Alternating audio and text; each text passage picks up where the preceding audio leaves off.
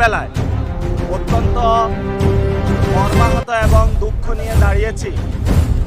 বাংলাদেশে যে ঘটনাটি ঘটেছে এটা একটি নির্মম ইতিহাস। আপনারা জানেন যে ৭১ সালে এই ধরনের কাহিনী আমরা দেখেছি। নারীদেরকে রেপ করা, নারীদেরকে বাড়ি থেকে তুলে নেওয়া, যেই সংস্কৃতিটা, সেই সংস্কৃতির বীজ এবং রক্ত বিএনপির মধ্যে নির্বাচনের মধ্য দিয়ে ভর করেছে। কেন করেছে? কারণ এই ইলেকশনে ভারতীয় শক্তির সাথে যেভাবে হাসিনা আঘাত করে চলেছিল এবং হাসিনার সন্ত্রাসী বাহিনী ধানের শীষে ভোট দেওয়ার কারণে যেভাবে রেপ করেছিল, তেমনিভাবে ভারতীয় রক্ত এখন বিএনপি নামক দলটির উপরে ভর করেছে। সেই জন্য তারা গণ অভ্যুত্থান থেকে গড়ে ওঠা জাতীয় নাগরিক পার্টি শাপলাকলি প্রতীকে ভোট দেওয়ার কারণে আমাদের সম্মানিত বোনকে যেভাবে তারা দর্শন করলো, গণদর্শন, এটা বাংলাদেশে ইতিহাসে একটি নজিরবিহীন ঘটনা হয়ে থাকলো। কেন তারা করেছে? এই ইলেকশনে মা এবং বোনেরা সবাই এগিয়ে এসে দাঁড়িপাল্লা শাপলাকলিতে ভোট দিয়েছিলেন। তারা জালেমের জুলুমতন্ত্রের বিরুদ্ধে দাঁড়িয়েছিলেন। যদি এটা অন্যায় হয়, এবং আমরা বিভিন্ন জায়গায় দেখেছি আমাদের অনেক ভাইকে খুন করা হচ্ছে, বাড়িঘর হামলা এবং মামলার মধ্য দিয়ে তাদেরকে নিয়ে যাওয়া হচ্ছে। আমরা অতি দ্রুত বাংলাদেশে নারীদের জন্য নিরাপদ একটি বাংলাদেশ চাই। এই বাংলাদেশে ভারতীয় শক্তির নতুনভাবে আঘাত গোষ্ঠী বিএনপি কোনো নারীদের উপরে ধর্ষণ তো দূরের কথা, একটি কথা বলার সুযোগ পাবে না। এই জন্য বাংলাদেশের জনগণকে নতুনভাবে লড়াইয়ের আমরা আহ্বান জানাচ্ছি।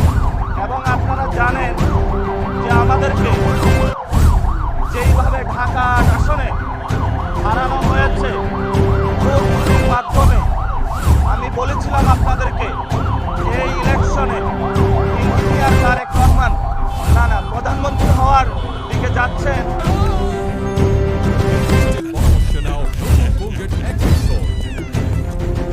তারেক রহমান এই ধরনের ইঞ্জিনিয়ারিং করেছেন যেটার মধ্যে এস্টাবলিশমেন্টেরও অনেকে অংশ ছিল এবং প্রশাসনেরও অনেকে জড়িত ছিল। এটা আপনারা জনগণের উপরে এক জুলুমতন্ত্র চাপিয়ে দিলেন। আমরা শুনতে পাচ্ছি অনেক উপদেষ্টা সেই ট্যাকটিক নেওয়ার চিন্তা করছেন। আমরা দেশবাসীকে আহ্বান জানাবো, উপদেষ্টাদেরকে আহ্বান জানাবো যে সেই ট্যাকটিক নেওয়ার আগে সম্পদের হিসাব বিবরণী দিন। জনগণের সামনে কি কাজ করেছেন এতদিনে সেই বিষয়ে আপনাদের সালতামানি প্রকাশ করুন। এবং ডক্টর ইউনূস, আপনি যেই ধরনের ইঞ্জিনিয়ারিংয়ের সহযোগিতা করেছেন এই বাংলাদেশের ইতিহাসে মনে রাখবে। আমরা বলেছিলাম, আপনি যখন লন্ডনে গিয়েছিলেন তখন আমরা উচ্চারণ করেছিলাম লন্ডনে আপনি সিজদা দিয়েছেন। সেটার ফলস্বরূপ যেটা আমরা দেখলাম, বাংলাদেশের এই নির্বাচনে প্রশাসনকে কাজে লাগিয়ে যেই ধরনের সংস্কৃতি আপনি জন্ম দিয়েছেন, একটি জালেমকে বাংলাদেশে নিয়ে এসেছেন এবং তাদের মধ্য দিয়ে আমরা এখন দেখতে পাচ্ছি আওয়ামী লীগের অফিস উদ্বোধন হচ্ছে, বিভিন্ন জায়গায় আমাদের গণতন্ত্রের উপর আক্রমণ হচ্ছে। এটার জন্য আপনি ইতিহাসের কাছে দায়বদ্ধতার জায়গায় থাকবেন। আমরা কাউকে ক্ষমা করার পক্ষপাতী নই। আমরা দেখেছি এখানে ইনকিলাব মঞ্চে যখন হামলা হয়েছে, এই ধরনের জুলুম নির্যাতন আপনি তাদেরকে চাপিয়েছেন। আমরা বাংলাদেশে যখন শহীদ উসমান হাদি ভাইয়ের হত্যাকাণ্ডের বিচার চাওয়া হয়েছিল, বলা হয়েছিল ইলেকশন বন্ধের পায়তারা, ইলেকশন হয়েছে। আমরা এখানে শহীদ উসমান হাদি ভাইয়ের চত্বর থেকে বলতেছি, বাংলার জমিনে শহীদ উসমান হাদি ভাইয়ের হত্যাকাণ্ডের বিচার হতে হবে।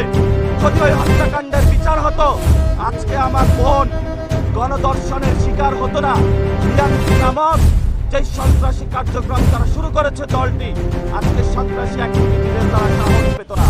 তারেক রহমানকে বলবো, ইঞ্জিনিয়ারিং করেছেন, যথেষ্ট হয়েছে। সন্ত্রাসী কার্যক্রম বন্ধ করুন। আপনার জন্য লজ্জা, অনেকগুলা চাঁদাবাজ সন্ত্রাসী দখলদার আপনি পার্লামেন্টে তাদেরকে প্রবেশ করিয়েছেন। আপনার এই প্রশ্রয়ের কারণে তারা আজকে আমার বোনকে গণধর্ষণের জন্য সাহস পাচ্ছে। এটার জন্য আপনি দায়ী। অতি দ্রুত যদি ব্যবস্থা না নিন, আমি বাংলাদেশের মা বোনদেরকে বলবো, রাস্তায় নামুন, প্রতিবাদ করুন। আপনার বোন যে ধর্ষণ হয়েছে এই বিচার আমরা ইনশাল্লাহ বাংলাদেশ থেকে গড়ায় গন্ডায় বুঝে নিব। সেই জন্য আমাদের যা যা প্রয়োজন প্রত্যেকটা জায়গায় আমরা প্রতিবাদ জারি রাখবো।